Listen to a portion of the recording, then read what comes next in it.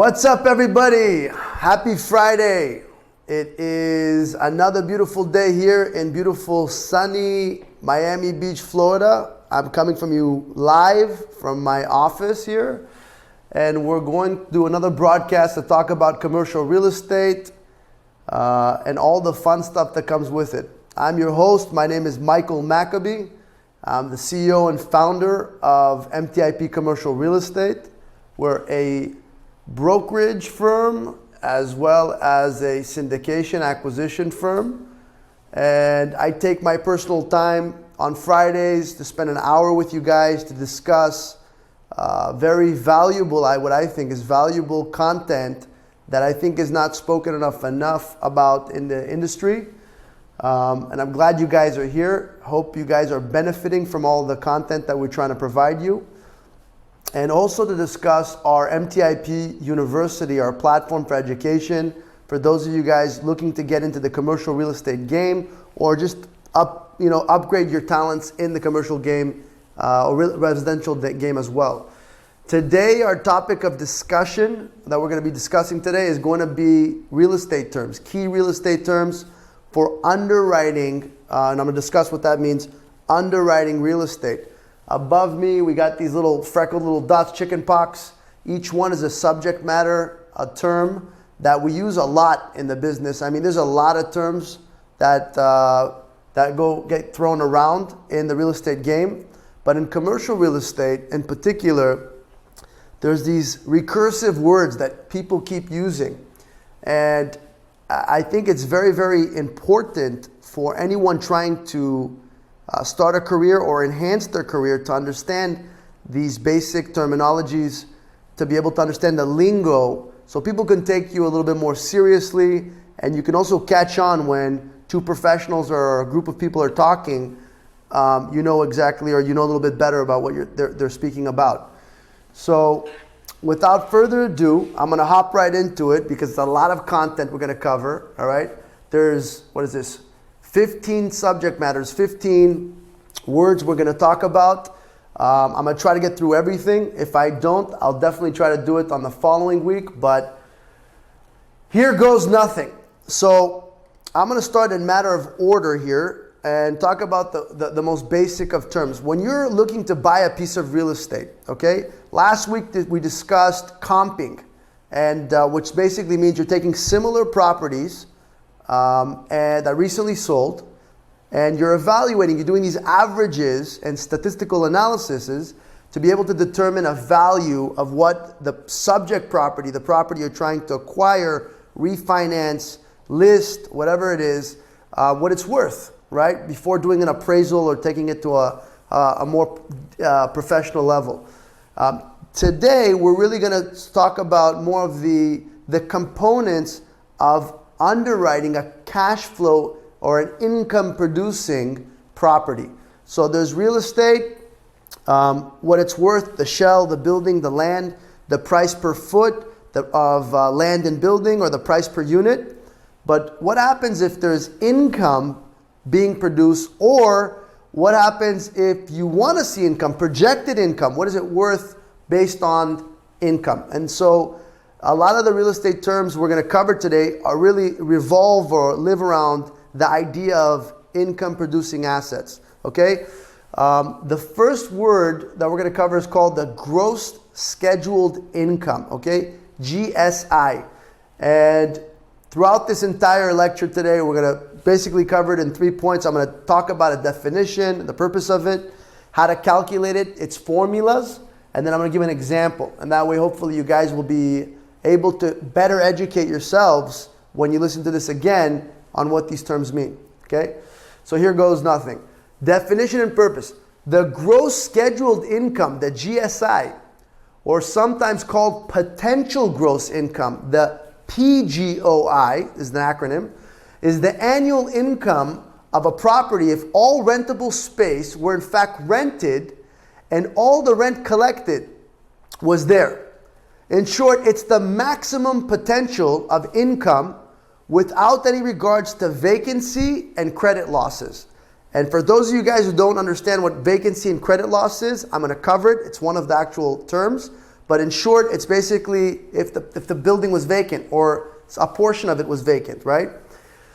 Additionally, gross scheduled income is just an estimate. It's not an exact number. It's a projected number. In reality, you should be reminded that you need to subtract out the vacancy and the credit loss in order to convert this term, this potential rental income, to actual rental income, which is called GOI, or gross operating income. Okay? The GOI is real. It's what you really collect. So whatever approach you end up using to state the gross scheduled income, you'll then need to apply the vacancy and credit loss to adjust it to get the GOI, okay? So hopefully that makes sense. As far as how to calculate it, right? What's the formula for GSI? You got to count the total rent being payable under an existing year. So all the rents that could possibly, if you have 1 unit, 15 units, 100 units, doesn't make a difference. All of the rents, okay, that could come in, the highest rental rate, right? You want to look at if you don't have existing tenants there to take as reference, then you might look out in the marketplace, see what a similar space would rent for, and then use that as a reference to then calculate the total rent that you could collect in that property, okay? So you're estimating that. And then you're going to add all of that, as well as any potential side incomes, right? Like if you're talking about a multifamily, laundromats and, I don't know, signage in a commercial site, you might be collecting on any potential income. You're going to add all that together. And basically, that's how you get your GSI, your gross scheduled income. That's the formula, simple enough. So an example is, let's say you take a property with 4 rental units on it, right? 2 units are occupied and leased at $20,000 a year of income coming in. The 3rd unit is occupied and rented for $22,000 in income a year. And the 4th unit is vacant, but has the capacity to generate $22,000 a year. So, if you understood what I said before, what would be the gross scheduled income? Unit number 1 collects 20 grand. Okay, it's up here for those of you guys watching. 20 grand. Unit 2, another 20. Unit 3, 22. And Unit 4, another 22. So it's the vacant estimated value. Together, you just add them up together, you get $84,000, and that's your gross scheduled income. This is a very basic term. It's like step 1, right? You need to know how much income is coming in when you're underwriting a deal to understand the next thing we're going to talk about. So, I spoke about vacancy and credit loss. Let me jump in and explain that. So, you guys know a property, obviously, could have vacancies. It's not always fully occupied. You could end up seeing a warehouse and it's empty. The potential of a tenant could be there, but currently it's vacant, all right? So a vacancy is the potential rental income that is lost due to the space that lies unoccupied or due to non-payment of rent by tenants, okay? That's a credit loss. You'll use vacancy and credit loss to reduce the gross scheduled income, right? What we talked about a second ago. You're going to reduce it from that to give you the actual term called the gross operating income, GOI, okay? There's GSI, there's GOI, scheduled, and then operating. Those two differences, the difference between that is that vacancy, okay? So a number of real-world factors can be considered for vacancy and credit losses. If the rents that you charge are less than other tenants must pay for comparable properties, then it's reasonable to assume that no one will ever leave because they can't get a better deal anywhere else. If a particular location experiences a very high demand, vacancies may disappear until future developers build more stuff and create more opportunity. If they build too much space, then vacancy can swing in the opposite direction and supply then goes over the demand. So depending on the predicament, vacancy could really play a huge factor in the opportunity you're trying to buy. So how do you calculate the vacancy and credit loss? You take your gross scheduled income, which you just talked about, okay? And then you take an estimate. Most banks, right, when you want to go get a loan, we're going to talk about mortgages, they're going to add this estimated vacancy as a percentage. Generally speaking, in commercial real estate, they'll take anywhere between, let's say, an average of 5 to 10% from your gross scheduled income and apply that as the actual amount of the vacancy and credit loss. So I'm going to give you an example to better illustrate that. So let's say your property is fully occupied and has a gross scheduled income of $84,000. You estimate that you should allow for 5%, right? The bank would give you 5% credit loss. How many dollars of revenue do you estimate to lose? So you take your 84 grand, right? That's your GSI. You multiply it by 5%. That's your vacancy and credit loss. And you get $4,200. So that's let's say the missed opportunity is $4,200. So hopefully that basic term makes sense to you. You got your GSI, you subtract your vacancy and credit loss, and then it gives you the GOI, which we're going to talk about next. Okay? So jumping into it, GOI. And I hope you guys are keeping up because it's a lot of information, and if you do not understand it, play this video back when we repost it. So GOI, gross operating income, that I talked about just a moment ago, it equals the property's gross annual scheduled income less the vacancy and credit loss that we just spoke about. GOI is not the property's potential income, but represents instead the actual income you expect to collect a year on a gross level. To understand this real estate metric, it is necessary to first learn about gross scheduling, which we just did. Then you should implicitly understand GOI as it's simply the difference between the two amounts, the credit loss and the vacancy. Okay? I'm sorry if I sound redundant, but I want you guys to understand the difference between these very, very similar sounding terms that a lot of people don't know or just assume, oh, it's just the income. In real estate, in commercial real estate, if you want to sound professional, if you want to be taken seriously as a practitioner, you got to know these simple differences. Especially if tomorrow you want to go sit and talk in front of a sophisticated investor or the banks. This is their lingo. Okay, so the formula again is GOI is GSI minus vacancy and credit loss. That's it. It's very basic, very simple. I'm going to give you a quick example just to recap it. You have a property, it's fully rented, and it takes a revenue of $5,000 per month. You expect a vacancy and credit loss of 3%. What is your GOI, right? So your monthly rent is $5,000. You have to multiply that by 12 to get your annual gross scheduled income, right? Everything is on an annual level. You got to multiply it when they give you a monthly rate, just FYI. So that's $60,000. So your GSI is 60. Your credit loss and vacancy is 3% of that 60,000, which is 1,800. Which would then, if you subtract the 1,800 by your 60, you get your GOI, your gross operating income. And in this example, it's 58,200. We spoke about GOI, GSI, and vacancy and credit loss. Now we're diving into net operating income. Net operating income, okay, is one of the most critical terms you're going to use in real estate, in commercial real estate in specific, all right? The NOI is a property's income after being reduced by vacancy and credit loss and all of the operating expenses, okay? So that's the new key term here, operating expenses. When this is calculated, we will use the current sum of the operating expenses and subtract it from the total gross operating income, the GOI. The NOI serves as a representation of the property's profitability before considerations of taxes or any kind of financing, so debt service, any mortgages. That's a key thing for you guys to pay attention to. Perhaps it is easier for readers to think of this term in terms of the number of dollars that the property is going to be able to return in a given year if the property was purchased for all cash. And if there was no consideration of income and of its income taxes, or depreciation, which we're going to talk about too.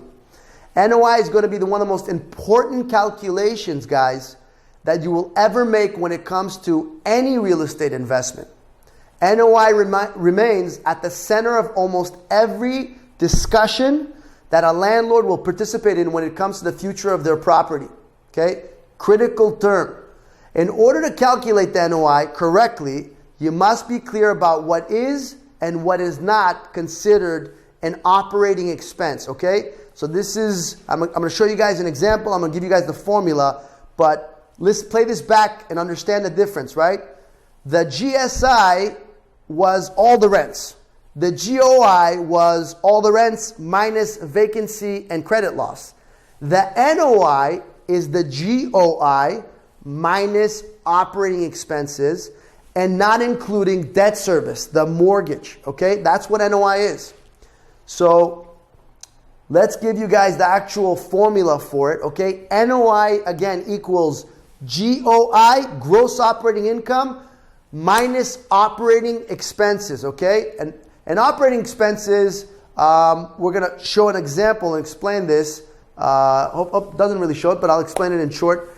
Let's give the example of if you have a property with a scheduled gross income of $100,000, that is the GSI, and a vacancy and credit loss of 3% of that. The total operating expenses is $35,000. What is the property's net operating income? So if you read the question correctly, right, they're giving us the GSI, they're giving us the credit loss. With those together, give us the GOI, the gross operating income, and then they give us the expenses. So it's really doing the math of the GSI to get to the GOI, and then subtracting the operating expenses to get the NOI. So this gross scheduled income is $100,000. The vacancy and credit loss is 3%, which is $3,000. The gross operating income then is $97,000 as a result. You take the operating expenses, you subtract it by the $97,000, and you get $62,000, and that's your NOI, okay?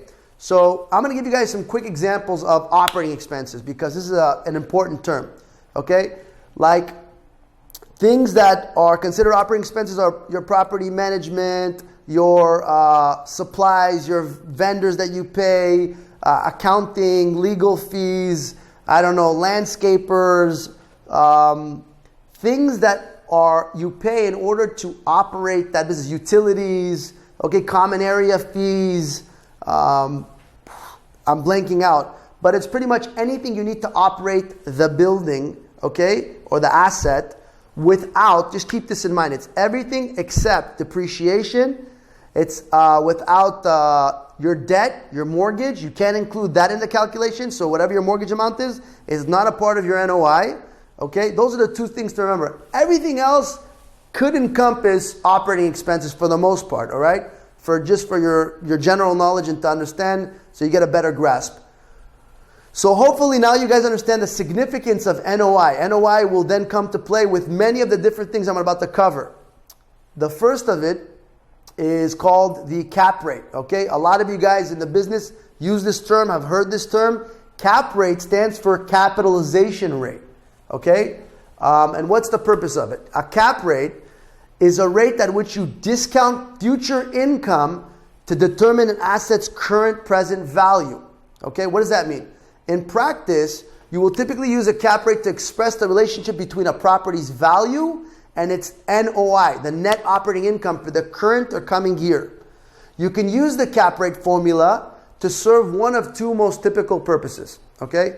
Obviously, you can use it to calculate a property's cap rate, which we're talking about. You'll want to do so when you actually know what the NOI is, okay? The GOI, the GSI, you can't calculate cap rate. You got to know the NOI, the net operating income, to plug in this formula, okay? And you also need to know the purchase price, the value, or the seller's asking price. What you're really doing in this situation is finding out if the property exhibits a cap rate that is in line with other similar properties in the area if you purchase it at the asking price or the value that it's being offered at. Okay? If you know what the appropriate cap rate is for the type of property in that area, then you can transpose the formula to calculate a reasonable estimate of value. So it's the opposite. So if you got the NOI and the cap rate, it can help you create a value of what the asset might be worth. So basic algebra says, these are 3 points we're going to talk about in the formula right here. So the formula for cap rate is cap rate equals NOI divided by the value of the asset. Okay? And if you went to school, hopefully you did if you're watching this, you know in basic algebra, cross multiplication, you need 2 out of the 3 items here in order to get what's missing, if you're lacking something. So if you want to know what the cap rate is, you got to know what the NOI value is, and the value of the asset, what it's worth, or what the asking is.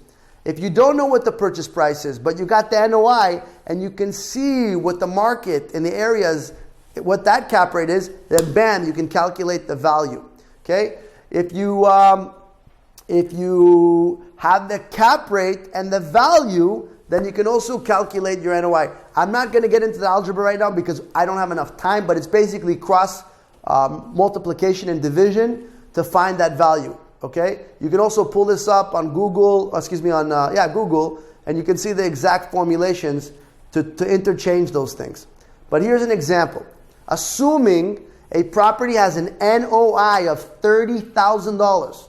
If you buy it for $250,000, you will be purchasing it at what cap rate? What's the cap rate if you have $30,000 of NOI and $250,000 acquisition price? So in this example, right, we know what the formula, the basic one was, is NOI divided by purchase price gives us that cap rate. The NOI here is 30 divided by 250,000. You get a 12% capitalization rate. Now, for those of you guys doing this on the calculator, probably most of you guys are, you're going to see if you divide 30 by 250, you're going to get a decimal. Okay? Just hit times 100 and you're going to get a percentage. For those of you guys who are not that sophisticated, because I wasn't when I started. All right? So that's NOI. I spend a good deal of time on it. It's an important, cap rate that is affiliated to NOI. It's an important component that a lot of people use in the business. You're going to learn this word. You're going to hear this word. And that's what it means. Cash flow, okay? One of my most favorite, most exciting words of my life. Cash flow, okay? What is a cash flow? To calculate a property's cash flow in real estate, you simply take all the inflows, all your income, and subtract all that cash outflows during a relevant period of time. So, money in, money out, what's left is your cash flow, okay? For the calculation of cash flow, it is irrelevant if the cash item is considered a taxable item or not, or whether cash outflows are tax deductible. So taxes has no indication or affiliation to just cash flow. An example would be to be the treatment of your mortgage payments. For cash flow purposes, the entire mortgage payment is counted, while for tax purposes, you can only deduct or use the interest portions when you're deducting it in your taxes. Further, cash flow does not include depreciation expenses as they are not actual cash expenses. So that's another key thing to remember. So taxes and depreciation do not affect cash flow in real estate. When you speak about cash flow, you usually mean cash flow before taxes, okay? So this is another key little ingredient. People talk about cash flow, cash flow, cash flow. This is really what you're saying. It's CFBT, Charlie, Frank, Boy, Tom. What is it? Cash flow before taxes means you're not taking into account the income after paying any taxes. It's before taking any taxes into consideration, all right? That's your cash flow before taxes. And there's also, you can add the word D to it, which is the depreciation. Okay? You can think of cash flow as an equivalent of the property's checkbook. It accounts for all of the money that flows in and out at any given time. Inflows can include rent, loan proceeds, and interest on bank accounts. Outflows can include debt payments, operating expenses, and capital additions. Okay? So that's the definition of cash flow if you're paying attention. Now, how do you calculate cash flow before taxes? The formula is very, very basic. You take the NOI, the net operating income, and then you subtract debt service and cap X. Now, quickly, what is debt service? Debt service is implying or refers to your mortgage, okay? In specific, your mortgage on an annualized basis. So if your mortgage is $5,000 a month, whether it's interest, principal, doesn't make a difference. $5,000, you multiply it by 12, you get 60 grand. That's your debt service, okay, on an annualized basis. So you're going to take your NOI, which is your net operating income on an annual basis, and you're going to subtract your debt service. CapEx is a short acronym for capital expenditures, okay? And this is usually done, CapEx is usually done the first year you're acquiring a property, you want to rehab the building, give it a facelift, supply it to make it look better to be able to increase the rents, right? In short. And so there's expenses. It's outside of the normal operating expenses, your monthly regular costs for operating that site. CapEx is like a one-time injection of money being spent to be able to enhance the site. So you're going to deduct CapEx as well. So you got NOI minus debt service minus CapEx, and that gives you your cash flow before paying any taxes. Okay? So that's the formula. Let's jump in, give you a quick example, and then we're going to have to continue onward. So let's say you have a property that generates an NOI of $30,000 a year. The monthly mortgage payment of the property is $2,175 a month. You also decide to have a new flooring installed this year of $2,500. So that's your CapEx. What is your cash flow before taxes? You take your net income, you subtract the $2,175 times 12 to get your annual debt service, your ADS. In this case, it's 26 grand. You then subtract your CapEx, $2,500, and then you get an actual cash flow before taxes of $1,400. It's very basic math if you know the formula and you understand the terms. Cash on cash return. What does that mean? So the definition of cash on cash is the ratio between a property's cash flow in a particular year, and again, before taxes, and the amount of the initial capital investment someone made to acquire that building. Okay? So it's the down payment. It's the cash payment you made to buy that property. It is expressed as a percentage, all right? Although you can calculate the cash on cash return based on projections for any future year, which people do, investors tend to look at this measurement as it relates to the expected cash flow in the first year of owning the property when they buy it. Since this calculation doesn't take into account any time value of money, it probably does not make sense to measure the cash flow that occurs soonest after you make the investment. So the cash on cash return is not a particularly powerful tool, but has always been popular as a quick read of an income property or to see if it's income producing, probably because it allows an easy comparison to the other types of investments. For example, you can say, this property will give me a 6% cash return on my investment in the first year. If I invest a mutual fund instead, I'll only make 3%.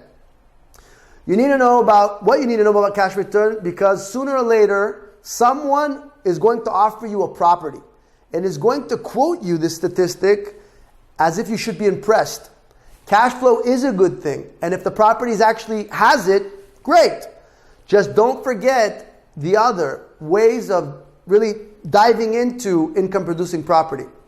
Now that was a definition we took online. I'm reading it to you, but let me explain to you something.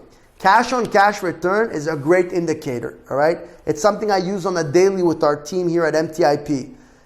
It's a valuable tool, and I'm going to show you guys the formula of how to calculate cash on cash return. Okay? So what you do is you take the annual cash flow, which we talked about in the previous segment, the entire amount of your cash flow, and you divide it by your cash investment, your initial cash investment. Okay? The example to this, hopefully we got a good one here for you. Perfect. Let's say you purchase a property with a down payment of 20 grand. In the first full year of operation, the property shows a net operating income of $14,000. So you put 20 grand to buy this proposed building, all right? Doesn't matter what it's worth. Doesn't matter how much you bought it for. You use 20 grand to put down to buy the building. Okay, that's your cash investment. The NOI again is 14 grand. Your monthly mortgage payment is $1,000. You have no other items that affect your cash flow for that year. What in fact is then your cash on cash return for that first year? So what you do is, again, you take your net operating income, right? And you have your debt service, 12 grand, and you subtract the two. So you get NOI minus 12 $12,000. That's that $1,000 a month times 12, and you get $2,000 as a result, right? That's your cash flow before taxes, NOI minus debt service. And then you take that $2,000 and you're dividing it by the $20,000 capital investment you made when you first bought it. So you take $2,000 divided by 20 and you get what? You're going to get 10% as a return. That's your cash on cash return. Okay? So this was a quick example of what cash on cash return means, what it is, how it works. Hopefully that's very valuable for you. We use it as a great indicator to know if a deal is a winner or a failure, like we do with cap rate. But as you clearly can see, if you've been watching and following me throughout this period, all of these terms, which are unique and different and very similar, they all go hand in hand in order to create or calculate some of the other formulas and terms. So you have to know what GSI is, what GOI is, what NOI is, what all these terms mean in order to understand the other terms, okay? And I specifically kind of am going in this flow so that you guys can catch on and understand the different variable terms that we're talking about today in order. So moving on. Gross rent multiplier. Gross rent multiplier is something I don't use very often, but people use in the marketplace. It's like another type of indicator, market indicator, similar to a cap rate for a market to know what the average rate of return is for a property. By the way, as a side note, because I didn't mention this in cap rate and it just hit me. Cap rates, all right, in comparison to a cash on cash return, right? This is something that people don't pay attention to, but I'm going to make clear. A cap rate, imagine if a building was worth $1 million, okay? And they say the cap rate on it is 7%. If you took $1 million cash and you dumped it into that asset, you'd make 7% on your money. Okay? Imagine that's what cap rate means if you bought it cash. In comparison, cash on cash return, all right, is if you levered your money. Okay? So if the same example, $1 million, if I went and put 20, 30% down, okay, let's say $200,000, $300,000 I put down on that $1 million acquisition, then my rate of return might actually will be higher than that 7% because I'm using less cash. I'm not spending $1 million. I'm using less cash to go and get that building, which then allows me to make a higher rate of return or cash on cash return. If someone told you you're putting $1 million cash into a building and they said the cap rate's 7%, then guess what? Your cash on cash is identically 7%. But the second you leveraging your money, huge importance here, then you're going to make a higher rate of return. The less you're able to put down, the higher your rate of return will be, period, in any deal you go into, especially commercial real estate. So that was a side note. I want to throw it in there because I was about to forget that. Going back to the GRM, the gross rent multiplier in this term. Okay? It's a simple method by which you can estimate the market value of income producing property. The GRM is a market-driven measurement, all right? You can presume that if buyers have recently been paying X times gross income for properties in a certain location, then the market value of a property you are considering for purchase should work out to be the same, X times its gross income. And that's kind of the ratio. You're doing it based on the gross income. This measurement can serve as a useful precursor to a serious property analysis. However, for example, if you see that a property is offered for sale at a GRM significantly higher than what is typical in the market, you can expect that a detailed analysis is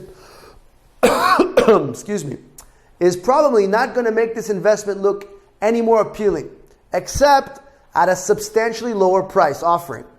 So you can then decide if you want to spend the time doing the extra research and making projections in a case where the GRM warns you that the property is probably going to be greatly overpriced. So it's a quick, without reading any more, because it's a lot for this really simple term, it's an indicator. It's going to tell you in a quick class whether it's an overpriced deal or underpriced deal based on a market norm called this GRM. Okay, it's very similar to the cap rate idea. It's in market indication. So how do you calculate gross rent multiplier? You take the market value of the asset and you divide it by the gross scheduled income. So we talked about it. First thing, GSI. You take the market value and you divide it by the GSI, gross scheduled income, and that's how you get your GRM. Okay? Now I'll give you an example of this. You find that 5 apartment buildings that have sold in the past 6 months, you did some comps, in the Upper West Side of town, okay? The sales data showed below. So you got one property, you got 3 properties. One at a sale price of $680, another one for about $1,100, another one for $950. And the gross scheduled incomes for each are listed for you.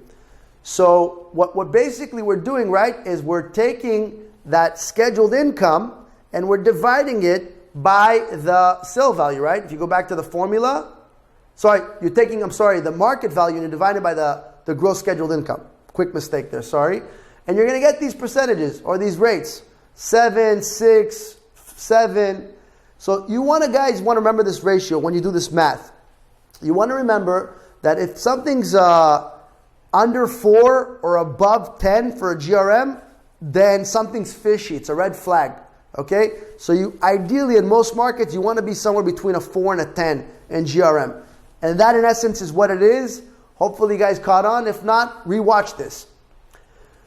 Operating expense ratio. So let's read this one out. Operating expense ratio is the ratio of individual operating expenses or of the total operating expenses to the gross operating income. So what does that mean in layman terms quickly before I continue reading?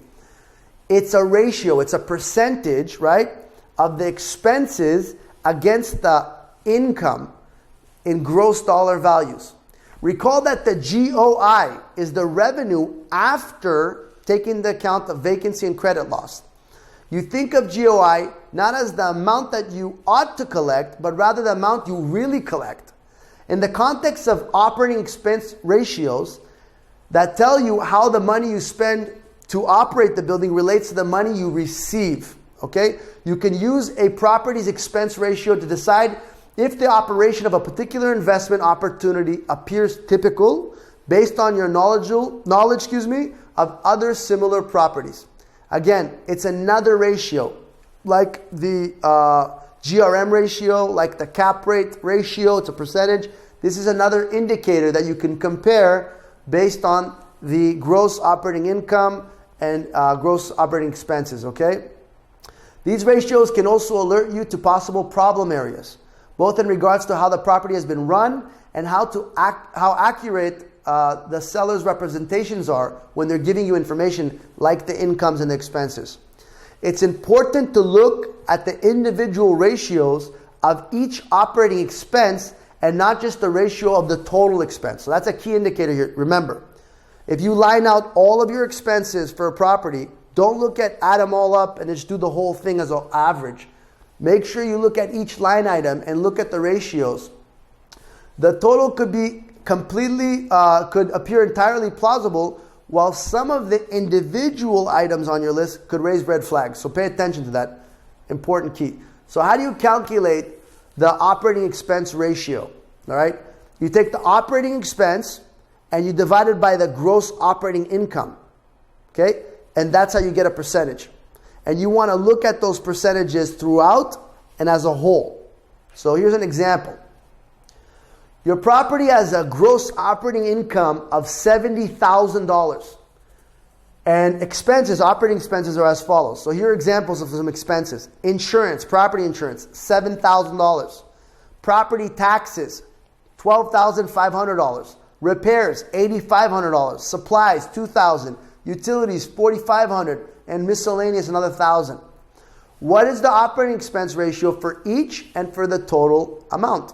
So your gross operating income in this example is $70,000. Okay? So you make a line item. Each one of those items, those expenses, you list them out, which is what they did. Okay? And you then do the division. And you're going to see the ratios listed for you. The total, okay, is 50%. So 50% of your income is going out to expenses. Okay? And that's your ratio. So So if you make $1, you're making 50 cents. Really net is where you're going towards for your NOI, basically as a percentage. So another way of looking at it is basically taking your NOI, right? Your GOI, and subtracting it from all your expenses to then create that percentage ratio. That's what in essence this is, operating expense ratio. The topic we're talking about next is loan to value. This is a term that's used in the finance arena of real estate and that is used almost in every single deal, all right? So loan to value, which also is LTV, is a ratio, it's a percentage between the total amount of a property's mortgage, financing, and the property's appraised value or the selling or asking price, whichever is less. That's a key thing to remember. Whichever is less. So if a guy's asking for $1 million, but it appraises for 900, your LTV, the bank is going to give you a loan based on LTV most likely, and it's going to be whatever is less between those two amounts. Again, it's expressed as a percentage. If the selling price is indeed less than the appraised value, then again, I said this a second ago, the lender will base the LTV on that selling price. You will be tempted to argue that you negotiated a terrific deal and that you're buying below market, and that lender should use the higher appraised value to give you the LTV calculation. If you prevail, be sure to call a press conference because you will be the first investor ever to win this argument in front of a bank. So again, if you buy a good deal, great, but understand that that value you're buying it at, that's what they're going to assess your LTV at. If you were to purchase a home, for example, as a personal residence, the maximum LTV, the most the bank would ever lend you on that property would typically be for 80% for what we call a conventional mortgage. Okay? To put this in another way, you can borrow 80% of the value or that purchase price. $1 million, they'll give you a loan for $800,000. Private mortgage insurance and government programs such as FHA or the VA are available to help home buyers, making it possible for you to purchase homes with LTVs of up to almost 100%. So this is a huge advantage in residential real estate that we don't have in commercial real estate. We dream of, but for units, for single family homes and up to 4 units, which is residential, you can get loan offerings, programs, right, government-backed loans, of almost up to 100% finance, which means you put nothing down, okay, which is the dream of a dream. It's your entryway to get into owning a piece of real estate. Okay, a lot of people do it. A lot of people have gone from residential, jumped into commercial, just on this point. It's not what I would do, all right, but it's something you can do if you want to get through the ropes of learning. For investment property, however, you will often find that lenders expect you to invest more equity. 80% is possible, but don't be surprised if the LTV, the loan-to-value requirement, would be at 70% or even lower. So in commercial deals, they're going to probably get you to put more down, right? Which makes it so much more difficult for someone walking into the game to get into commercial real estate. But the truth is, with creative financing, and this is not today's topic, but there's a lot of interesting ways to get around this loophole, this obstacle, in the lending world. But that's something for you guys to understand. Resi, higher LTV, commercial, lower LTV, and LTV is key because that's eventually what you're going to be able to take out as a loan when you buy a property or when you refinance a property, which is something we love to do because it's tax-free money. All right? The banks, all right, there are 2 reasons, or at least 2 reasons why lenders want a lower LTV when financing an investment property. They don't want to have you take over, they don't want to have to take over your property in lieu of foreclosure and operate it while they try to sell it. And of course, they don't want to lose any money. And those are the reasons why they would probably mitigate the risk and give you a lower LTV. Now, how do you calculate LTV? It's very, very basic, all right? Loan to value is basically you take your loan amount, whatever they're going to give you, and you're going to divide it by the appraised value or the sale price or asking price of that property, whichever is lesser, to get that percentage. Okay? So if you know what your loan amount is, you just divide it by the purchase price, and then you can calculate your LTV. If a bank says, we're willing to give you maximum 80% LTV, because that's their criteria for this particular proposed deal, and you know the deal's at $10 million, then you can say 80% of 10 million is $8 million. That's going to be my loan amount. And that's generally how you calculate your loan amount, or vice versa, you calculate your LTV. Here's an example of it, just to be clear. You're purchasing an income property for $500,000. You will put down 150 grand and finance the rest. The bank's appraisal came in at 450, less than what you're purchasing it for. What is the LTV? So if you've been paying attention, you'll know that first, the formula, which is basic, you need to know which is the value of the property. Is it the 450 or the 500? Hopefully you paid attention, you chose right, it's the 450. Okay, that's your value. The purchase price, your down payment, your loan amount, my mistake, is calculated by the difference of what you put down. So if you put $150,000 down and you're financing, or you want to finance the difference, the reality is they will not give you more than that $450,000 value. So you're going to have to take 150 and divide it by your purchase price, or the down payment. I'm really getting, what is it? 300,000, excuse me, to get the loan to value ratio, which is the 350. Sorry, your loan amount is the 350. I blanked out and I apologize. So again, recapping. You put 150 grand down. You're trying to buy it for 500. They're only going to appraise it for 450. So 450 is your appraised value. The difference is that $350,000 loan amount, which is what they're willing to give you, and your loan to value ratio is going to be 78%. So 78% of the value is what they're willing to give you as a loan. I'm sorry for the mishap. Hopefully you guys paid attention to that very basic thing. But that in essence is loan to value. Okay, it's a very integral, important term that's used a lot in banking when you're trying to get a loan. Okay, moving on. Break-even ratio. All right, this is also a critical term that a lot of you guys either don't know or should know. So why you should know about the break-even ratio, or the BER, Boy Edward Robert, because it's a benchmark often used by lenders when underwriting commercial mortgages. Okay? It is used to estimate how vulnerable a property is to defaulting on its debt should rental income decline. Usually lenders look for a BER of 85% or less. Okay? If occupancy rates in a particular market are exceptionally low and your revenue is therefore a bit less certain, lenders may require a BER that is several percentage points less than the average occupancy rate. So basically the BER, the break-even ratio, is another measurement for the banks, for the lenders, for these underwriters, right? That's where the term comes from, to evaluate or mitigate their risk, to understand what their risk is when they're giving you that loan to buy that property.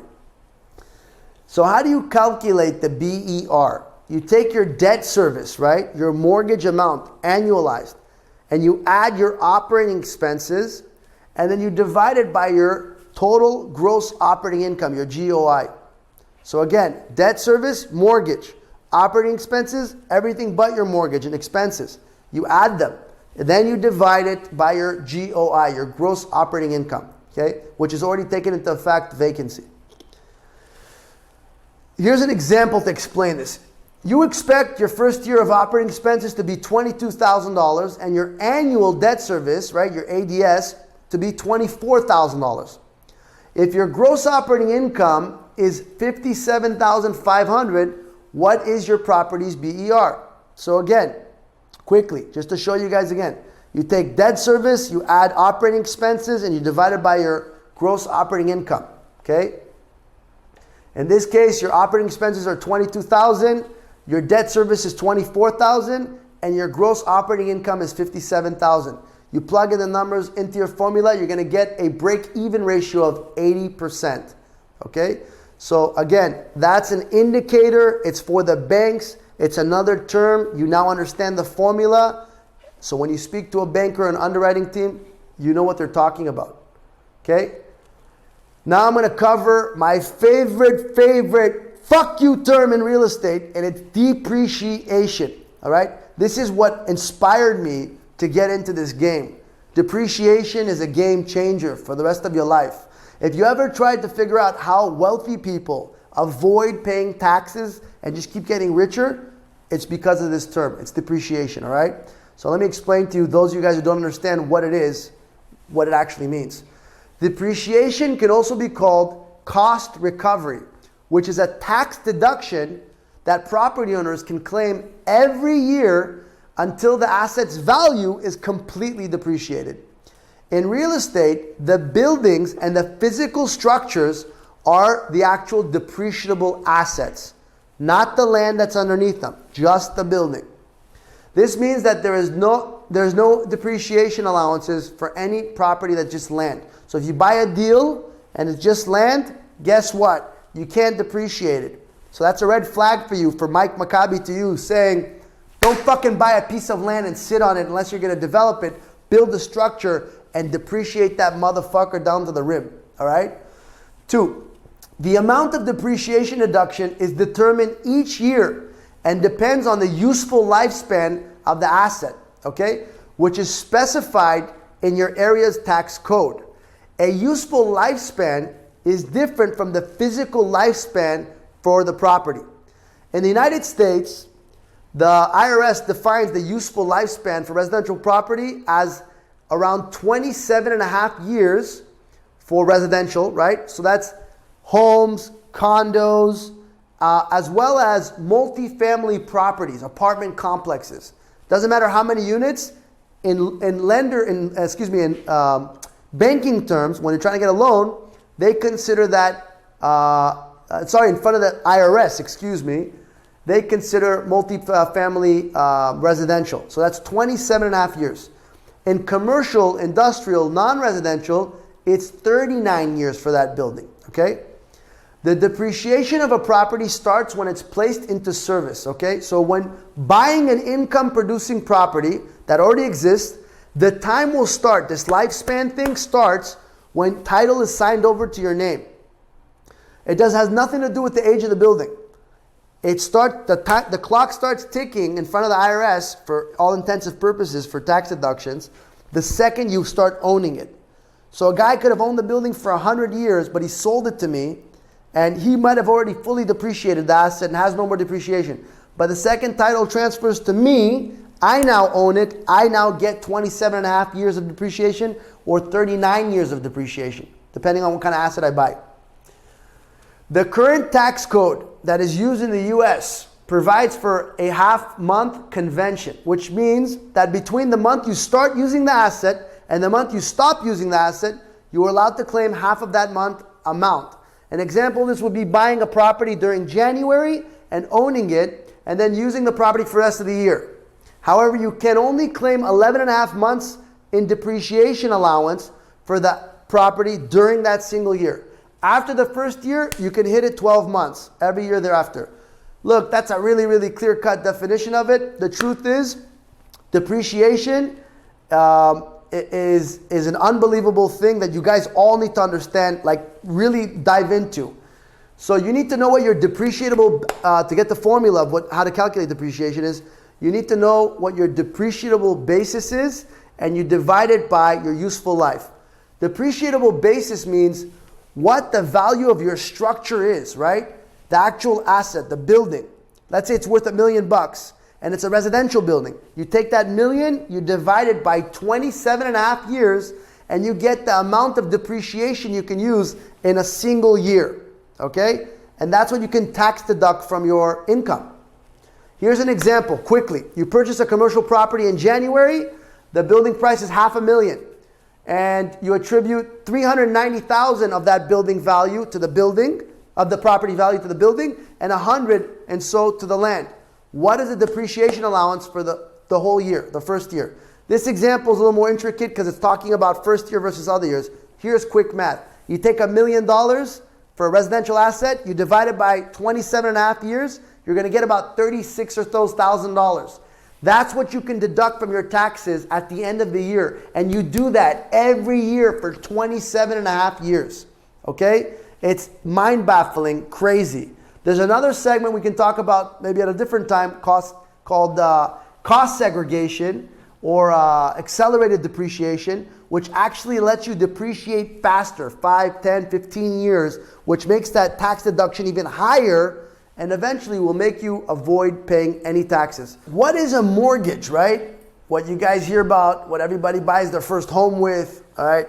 A mortgage is something you're going to typically encounter when you purchase an investment property with the aid of one or more mortgage loans. You give the lender, the bank, a lien, right? A right against the property, and the lender gives you what we call a mortgage loan or note. The lender can be a bank. It could be an insurance company. It could be the owner of the property that you just bought it from, which really is what we call creative financing. Or even another third party, private party, which really is used as the hard money lenders out there, that term. Any one of these people can become the mortgage holder, right? Or the bank. You can have more than one mortgage. You can have multiple mortgages. And the first mortgage is usually predominantly the better positioned mortgage. Then there's a second and etc. It's not uncommon to have multiple mortgages on an asset. What is uncommon is having a reputable financial institution be in a second position against someone that's, let's say, a private lender. Okay? People that are lending you money don't want to be second in line to collect it in the event that you default. So that's something to pay attention to. The parties can structure a mortgage loan in a variety of ways. For example, you may pay interest only for a period of time, then the entire balance thereafter. Interest only followed by amortizing principal and interest payments, or amortizing payments for a time followed by an early payoff or a balloon payment. Or alternatively, you can also do a fixed principal payment plus interest. By far the most common is the loan that fully amortizes using a fixed periodic payment structured plan combining both interest and principal over a specified time.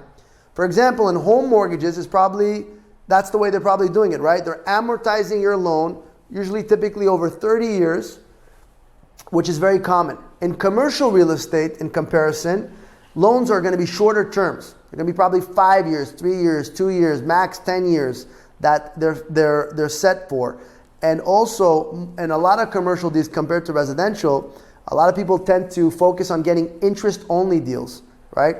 I personally prefer getting loans from sellers, private entities, third parties, doing what we call creative financing over going to a bank or an insurance company because it's just a whole lot less of headache and it's quicker to close, and you probably are going to get more flexible terms, which means you can put less down and you might pay a little more in interest in some cases, but I will highly always recommend going to get owner-backed financing, what we call seller financing, creative financing in any given moment. And the second component is you're going to try to get that financing obviously at the lowest interest rate, and you want to make sure that that interest rate is, loan payment is interest only.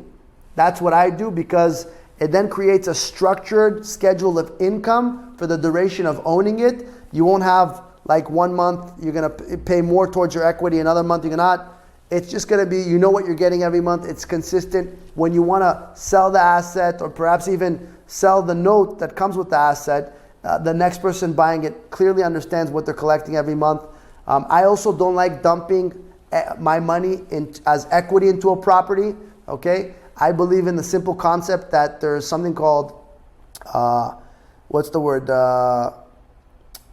appreciation. Yeah, appreciation, but it's natural. The property is over time going to go and become more valuable because the rents go up, because the cost of living goes up. So eventually property is going to be worth more. So if I bought a building for $1 million, I don't necessarily care to pay down that $1 million note. I'd rather just see that million become 2 million and make that my benchmark and collect anything of equity that we have above that. That's just a side note for you guys to understand how I do my mortgages, or I prefer to do a mortgage if I were to pursue one. Okay, so how do you calculate the mortgage payment? Listen, the formula is in front of me. It's complex. There's mortgage calculators to do the amortized mortgages, which is the combination of principal and interest. Okay?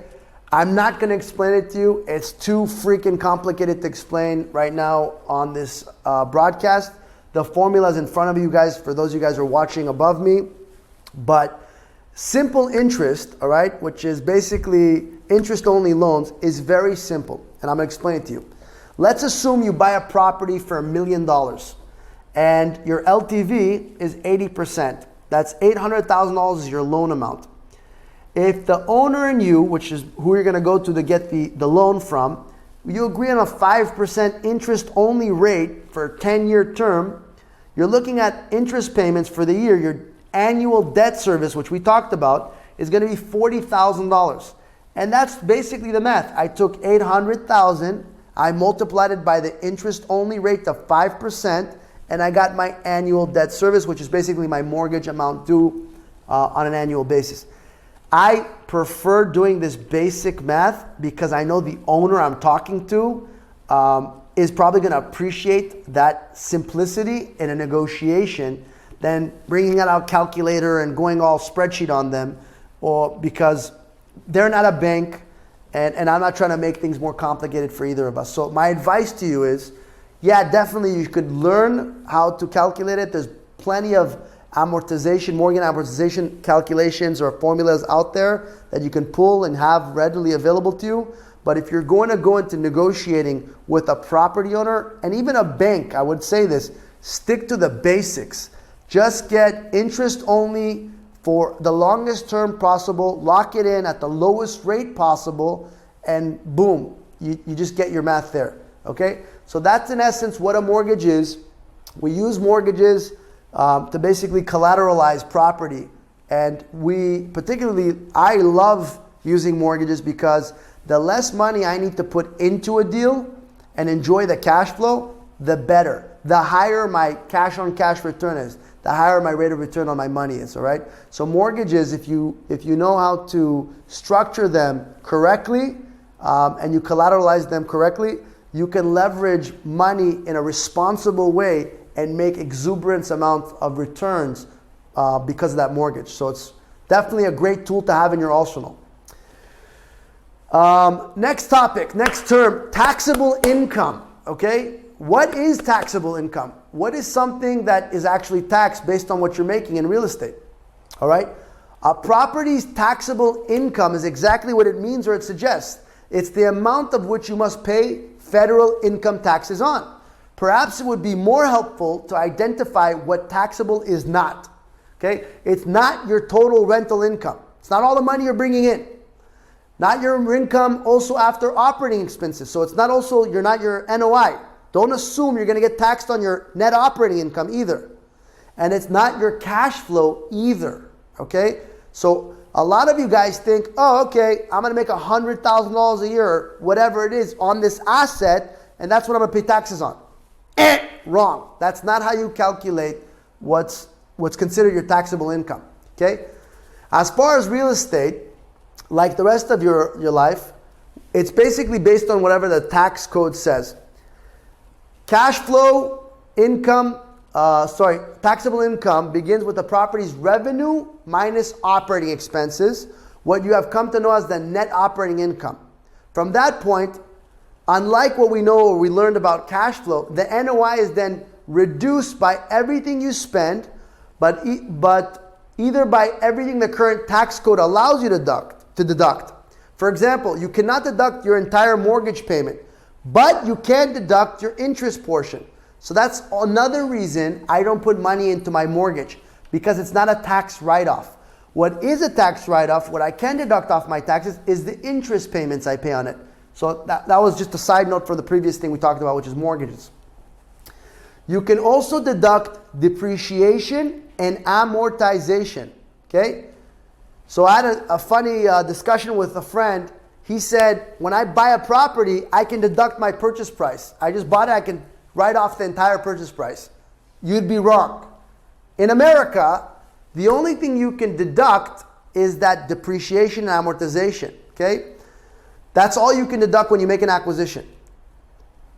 However, if you take what we talked about in depreciation, take the portion of the property, it's the building, not the land, you can write off that portion over what the tax code calls the useful life, which we described in depreciation.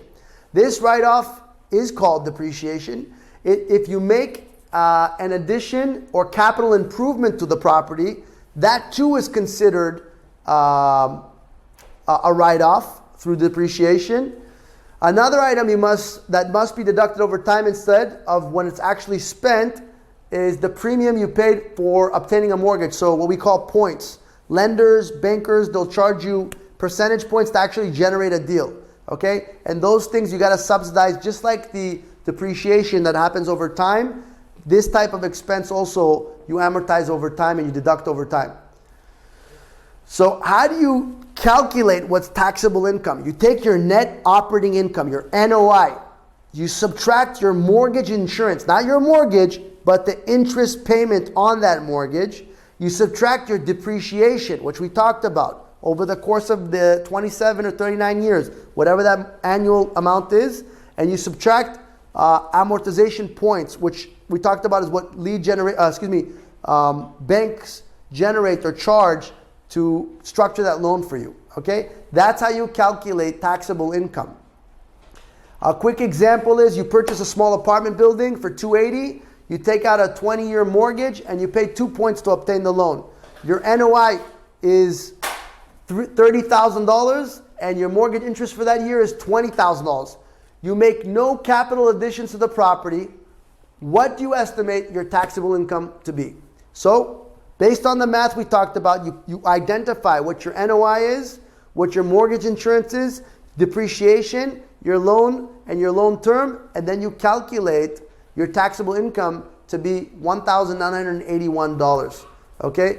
You can always plug in the numbers, the formula is there for you. It's very basic, but now you guys at least have a better indication of what you're actually taxed on. And I would highly recommend that you talk to your accountants to be specific, but that's a general scope of how that works. And the next term we're talking about is return on equity. Okay? There was return on investment, ROI as an example. Return on equity is a similar term that we're going to talk about. And here's its definition. There are two ways of approaching the topic of return on equity, ROE, as it applies to real estate investments. In each of them, return has the same meaning as cash flow after taxes. So we talked about cash flow before taxes. Now there's also cash flow after taxes. What differs is the meaning of equity in the word. In the traditional method, the equity is the initial cash investment you made when you bought a property. This is then very similar to the cash-on-cash return calculation we did from before, with the difference of cash flow before taxes being mentioned in that particular calculation.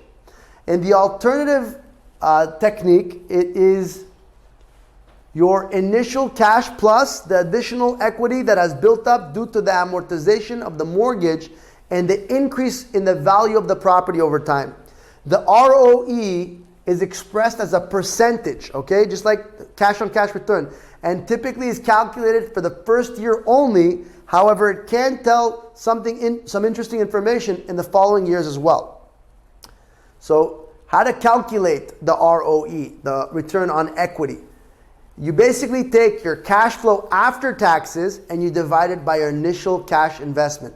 So what that means is, we talked about cash flow before taxes. This is cash flow after taxes. So whatever your cash flow calculation was, basically that was before you took into consideration your depreciation, your taxable items, and now you're left with this nugget, whatever you have after taxes. That amount is what you take and you divide by your down payment, your equity, which you first put initially in that deal to then calculate your return on equity, okay? So we'll try to give you a quick example. You purchase a property with $100,000 down. The first year, your cash flow after taxes is $9,000. What is your return on equity? So you take your down payment and your $9,000 and you get a calculation of 9% is the return on equity. It's very similar to your cash on cash, what we did before, or cap rate. So hopefully that summarizes return on equity. You guys get this quick, easy, very simple term. Going to move forward to what we call the Profitability Index, okay? There's another interesting term that maybe some of you guys have never even heard about. The Profitability Index, the PI, is similar to the NPV, net present value, which we're going to talk about in a second. It's a method to measure the return on an investment. When calculating NPV, the purchase price is subtracted from the asset's present value, the PV, of future cash flows. Okay, that's a little fucking perplexed. Even for me, it's a tongue twister. But it means if the number is 0 or a number is positive, then you have exceeded or equaled the rate of return that is required, what we call your discount rate, your rate of return, your desired rate of return. The Profitability Index instead calculates the ratio between the initial investment and the present value of future cash flows. If the initial investment and the present value of future cash flow are exactly equal, then the index is 1. This means that with a PI of 1, your investment achieves exactly the rate of return that you had targeted for. Or simply that your internal rate of return, your IRR, which we didn't talk about, it's another very, very important term, equals your desired discount rate, your desired goal. In the calculation of its present value. If it is above 1, you have exceeded the rate of return goal, right? So if you manage to get a higher number, then you're making more than you actually desired to make in the beginning. This means that you have not reached the goal and your internal rate of return is lower than your discount rate, okay? The Profitability Index makes it easier to compare properties that have a different purchase price.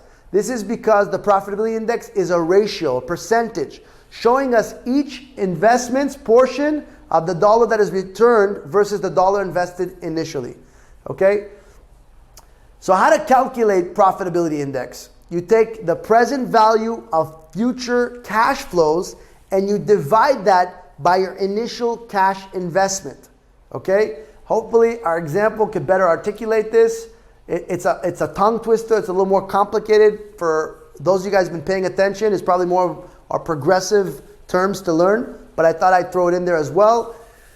You expect to purchase, in this example, you expect to purchase a property using a $75,000 cash investment, your down payment, and you forecast that you will have the following cash flows. So you break it down for the next 5 years. You make $700 cash flow first year, $900 second year, $1,150 third year, all the way up to $1,500 your fifth year. You also estimate that the sale of your sale of your property 5 years from now will be at $125,000. Okay? You believe that your investment capital should receive an 11.5% annual return. So that's your discount rate. 11.5% is where you want to make on your money over the next so much period of time. So you choose to discount all future cash flows at that rate. So that's your desired rate of return for every year for the next 5 years. What is the discounted cash flow and the profitability index of this investment based on that? So again, recap, you take your present value of future cash flows and you divide it by the initial cash flow investment, and your purchase price is 75, your discount rate is 11.5%, and your sale price is 125.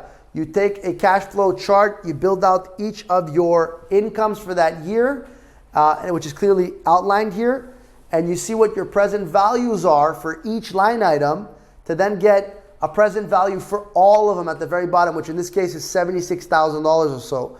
So this is an interesting indicator to then get you the profitability index, which is 1.02. So that basically says you're making what you said or desired to make, which was that 11.5%, but your internal rate of return is not there yet. So it takes time to get to that point. At the end of it, you will get to that point and then some. So that was Profitability Index. I'm going to leave you guys with net present value. And this is the last term we're going to cover today. And I appreciate, for those of you guys who stuck around to this point, I appreciate you guys listening. And hopefully, again, this is valuable content for you guys to learn from. So let's say you require a 10.5% rate of return on your investment, okay? When you discount all the expected future cash flows back at that rate, then the present value that you find as your answer is the amount of cash you need to invest at the 10.5% to achieve those future cash flows with exactly the same timing and amount that you had predicted. So what does that mean? So let's say you want to make 10%, or in this case 10.5% on your money. You're going to invest $100,000 is what you're saying, but you want to calculate whether that $100,000 is sufficient in that particular transaction in order to attain that 10% return over the course of your investment. So by playing with the down payment amount and the attributes of the deal, you'll be able to see whether or not that initial cash investment can actually get you that 10% or 10.5% return. That's what it does. The discount cash flow analysis tells you what the future cash flows are worth at a given rate of return, but that isn't necessarily how much you're going to pay for them. This is where NPV, net present value, comes in. Net present value is the difference between the present value of all future cash flows and the amount of cash you invest to purchase those cash flows, what you put in initially. That's why it's called net present value. Hopefully that makes sense. If you invest exactly what the future cash flows are worth at a given discount rate, your rate of return, right? Discount rate, rate of return, then your investment is earning exactly that rate. If the present value of the cash flow is greater than the amount of your investment, you have what we call a positive net present value, which is another way of saying that you're doing better than the specified rate of return that you wanted because you're getting more than you expected from your investment. If, however, the PV, the present value of the cash flows, is less than the amount of your investment, then you're going to get a negative NPV. That means that you're not doing as well as you specified as a rate of return when you initially started. A term closely related to NPV is that profitability index we just spoke about a moment ago. So how do you calculate net present value? Okay, net present value equals the present value of future cash flows minus your initial cash investment, that equity you put down. Okay, so an example to this, we're going to try to do one, and we're going to call it a quits for the day. Let's say you expect to purchase a property using a $75,000 cash investment, and you forecast, right? You project that you will have the following cash flows over the next 5 years. 700 all the way up to 1,500 in year 5. You also estimate that the sale of your property 5 years down the line will produce you that 125. This is very similar to the previous example. You believe your investment capital should achieve 11.5% return on an annual basis. That's what your goal is. You want to make 11.5%. So you choose to discount that, meaning you choose that rate for all of your cash flows for the next 5 years.